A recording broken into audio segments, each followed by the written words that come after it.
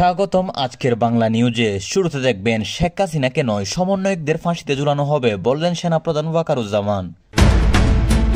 এনসিপিকে নিষিদ্ধ করা হবে বললেন রাষ্ট্রপতি শাহাবুদ্দিন চুপ্পু। আওয়ামী লীগ নির্বাচনে অংশগ্রহণ করবে বললেন শেখ হাসিনা পুত্র সজীব ওয়াজেদ জয়। সংখ্যাগরিষ্ঠ ভোটারকে বাইরে রেখে নির্বাচন ভালোভাবে করা যাবে না বললেন বঙ্গবীর কাদের সিদ্দিকী। বিভ্রান্তি, হতাশা, অনিশ্চয়তার মাঝেও নির্বাচন সম্ভাবনা দেখা যাচ্ছে বললেন মির্জা ফখরুল।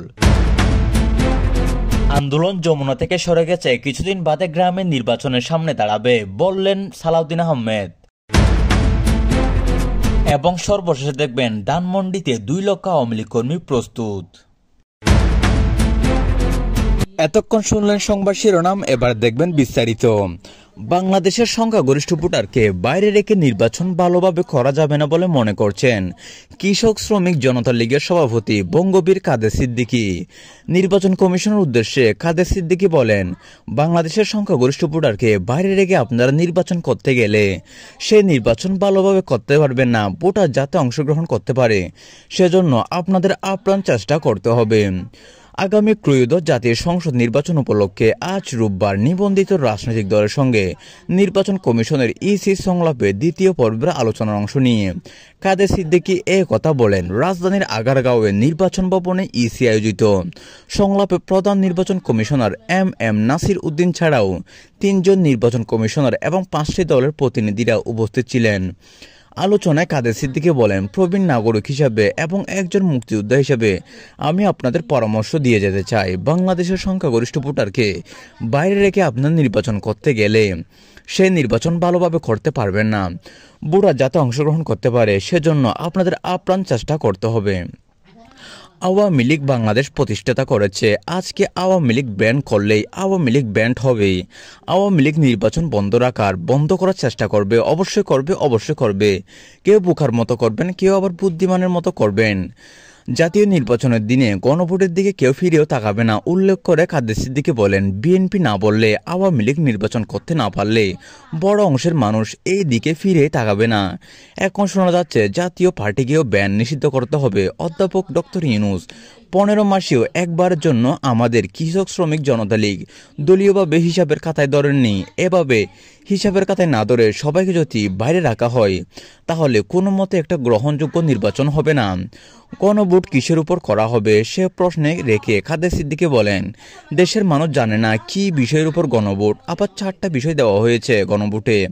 এখন 4টা প্রশ্ন হ্যাঁ নাকি না, 4টা প্রশ্ন 2টাতে যদি অমত থাকে সেই 2টা প্রশ্ন কি ভোটাররা মতামত দিতে পারবে? কাদের সিদ্দিকী বলেন, শেখ হাসিনা বলেছেন আবার নাকি গণতন্ত্র প্রতিষ্ঠা করবেন। দুর্ভাগ্যের সঙ্গে বলবো, গত 3টা বার মানুষ কোনো ভোট দিতে পারেনি। আল্লাহ যথেষ্ট অসন্তুষ্ট হলে কাউকে কোনো শাসককে গদি থেকে সরিয়ে দেন। তা পরিপূর্ণ আমাদের বোন শেখ হাসিনা করেছেন। তার জন্য আল্লাহর তরফ থেকে গজবের কারণে তিনি তার ক্ষমতা হারিয়েছেন। জুলাই আন্দোলন যারা করেছেন তাদের আমি আগামী 1000 বছর ধন্যবাদ দেব, কিন্তু তাদের পরবর্তী কাজগুলো ভালো হয় নাই। অন্তর্বর্তী সরকারের দেশকে বিভক্ত করে ফেলেছে বলেও অভিযোগ করেছেন কাদের সিদ্দিকী।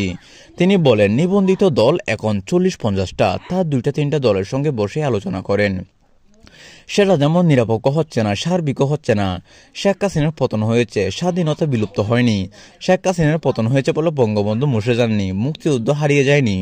জয় বাংলা বলে যে দেশকে আমাদের স্বাধীন করেছি, আপনারা জয় বাংলা পছন্দ নাও হতে পারে, কিন্তু সে জয় বাংলা বলার জন্য আপনি জেলখানায় নেবেন।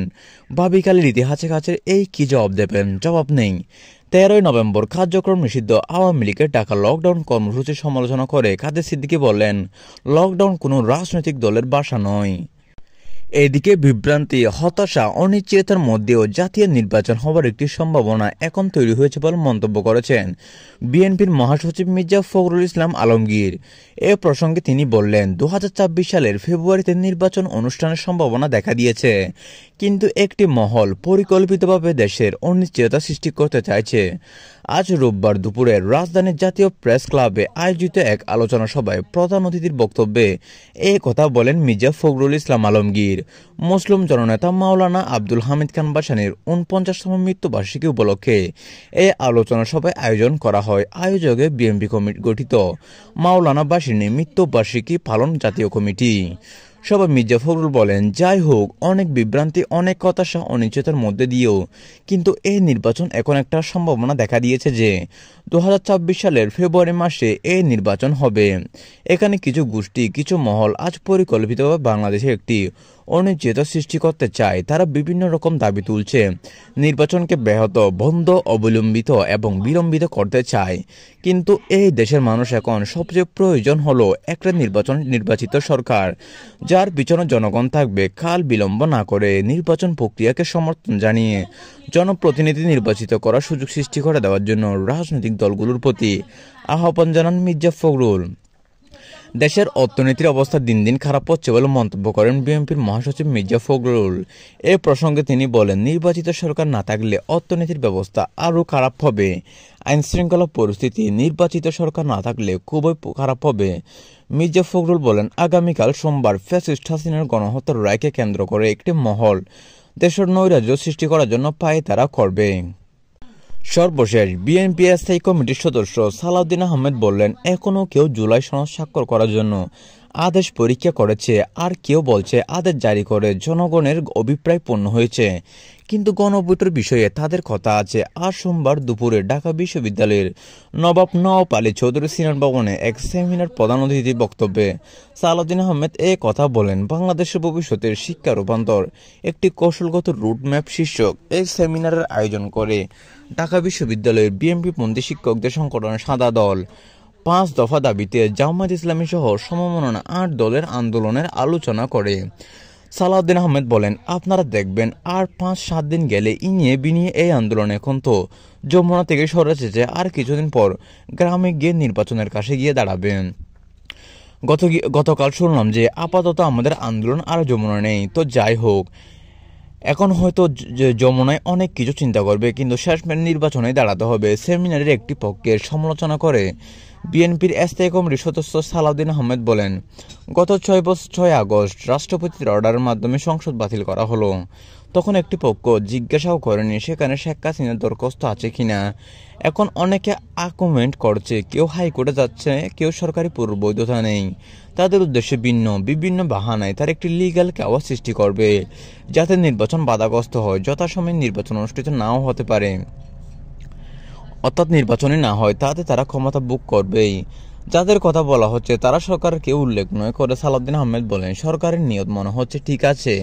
সরকারের নিয়ত নিয়ে কথা বলার মতো পরিস্থিতি এখনো আসেনি। সরকারের ভিতরে এখনো কারো ভিন্ন উদ্দেশ্য থাকতে পারে। তবে প্রধান উপদেষ্টা ফেব্রুয়ারিতে প্রথমার্ধের নির্বাচন অনুষ্ঠানের বিষয়ে প্রতিশ্রুতিবদ্ধ। কোনো কারণে সেটি না হলে সে কারণে তাকে ধন্যবাদ জানানো হবে। তো এই ছিল আজকে আমাদের নিউজ। আজকে নিউজটি ভালো লাগলে চ্যানেলটি সাবস্ক্রাইব করে দিবেন। ধন্যবাদ।